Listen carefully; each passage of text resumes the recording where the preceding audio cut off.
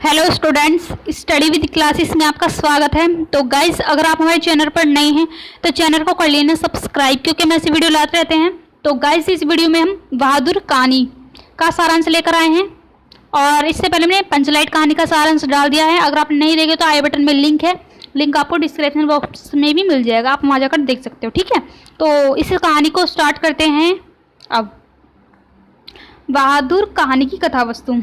बहादुर प्रसिद्ध कहानीकार श्री अमरकांत द्वारा रचित एक मनोवैज्ञानिक और चरित्र प्रधान कहानी है। इसकी कथा वस्तु आधुनिक मध्यम वर्ग समाज की दिखावटी मानसिकता से ग्रहण की गई है। कहानी में यह बताया गया है कि आज का मध्यम वर्ग परिवार स्वयं को समाज में उच्च वर्ग और प्रतिष्ठित व्यक्ति दिखाने के लिए नौकर रखते हैं, जबकि उनकी आर्थिक स्थिति इसकी इज्जत नहीं देती।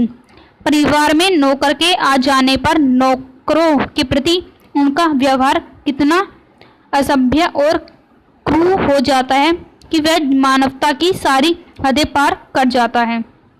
आलोच्य कहानी की कथा वस्तु के केंद्र में एक ऐसी ही पहाड़ी नौकर बहादुर की कहानी है। कथा वस्तु में इस बात को भी मुख्य विषय के रूप में उठाया गया है कि नौकर का भी अपने मन, प्रतिष्ठा और भावना होती है, भले ही वह बालक क्यों ना हो। ठीक है, बहादुर कहानी का सारांश कथनांक।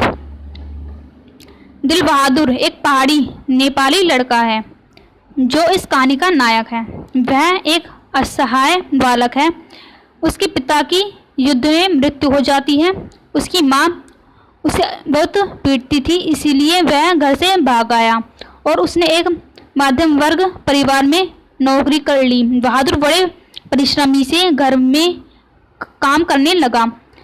गृहस्वामिनी निर्मला उसके काम से बहुत खुश थी। निर्मला ने उसका नाम बहादुर रखा। बहादुर की मेहनत के कारण मकान साफ सुथरा रहने लगा और घर में सभी सदस्यों के कपड़े साफ रहने लगे। बहादुर देर रात तक काम करता और सुबह जल्दी उठकर काम में जुट जाता। वह इसी में खुश था और हर समय हंसता रहता था। वह रात को सोते समय पहाड़ी भाषा में कोई गीत गुनगुनाता रहता। हंसना और हंसाना मानो उसकी आदत बन गई थी। निर्मला का बड़ा लड़का किशोर एक बिगड़ा हुआ लड़का था। वह शान शौकत और रौब दाव से रहने का समर्थक था। उसने अपने सारे काम बहादुर को सौंप दिए थे। यदि बहादुर उसके काम में तनिक भी असावधानी बरतता तो उसे गालियां मिलती। इतना ही नहीं, वह छोटी छोटी सी बात पर बहादुर को पीटता भी था। पीटकर बहादुर एक कोने में चुपचाप खड़ा हो जाता और कुछ देर बाद घर के कार्यों में पूर्वव्रत जुट जाता। एक दिन किशोर ने बहादुर को सुअर का बच्चा कह दिया। बहादुर इस गाली को सहन न कर सका। उसका स्वाभिमान जाग गया और उसने उसका काम करने से इनकार कर दिया। जब निर्मला के पति ने उसे डांटा तो उसने कहा, बाबूजी, भैया ने मेरे मरे बाप को क्यों लाकर खड़ा किया। इतना कहकर वह रो पड़ा। प्रारंभ में निर्मला बहादुर को बहुत प्यार से रखती थी तथा उसके खाने पीने का भी ध्यान रखती थी, लेकिन कुछ दिनों के बाद उसका व्यवहार भी बदल गया और उसने बहादुर को रोटी सेकना बंद कर दिया। अब घर की स्थिति यह हो गई कि जरा सी गलती होने पर भी किशोर और निर्मला उसे पीटते। मारपीट और गालियों के कारण बहादुर से गलतियां और भले अधिक होने लगी। एक रविवार को निर्मला के रिश्तेदार अपनी पत्नी और बच्चों के साथ निर्मला के घर आए। नाश्ता करने के बाद बहादुर की जलेबी छानने लगी। अचानक उस रिश्तेदार की पत्नी नीचे फर्श पर झुककर देखने लगी और चारपाई पर कमरे के अंदर भी छानबीन करने लगी। पूछने पर उसने बताया कि उसके 11 रुपये खो गए हैं, जो उन्होंने चारपाई पर ही निकाल कर रखे थे। उसके बाद उसने बहादुर पर संदेह किया। बहादुर से पूछा गया, उसने रुपए उठा लेने से इनकार कर दिया। उसे खूब पीटा भी गया और पुलिस के सुपुर्द करने की धमकी भी दी गई। निर्मला ने भी बहादुर को डराया, धमकाया और पीटा। सब सोच रहे थे कि पिटाई के डर से वह अपना अपराध स्वीकार कर लेगा, लेकिन जब उसने रुपए लिए ही नहीं तो वह कैसे कहता कि रुपए उसने उठाया थे।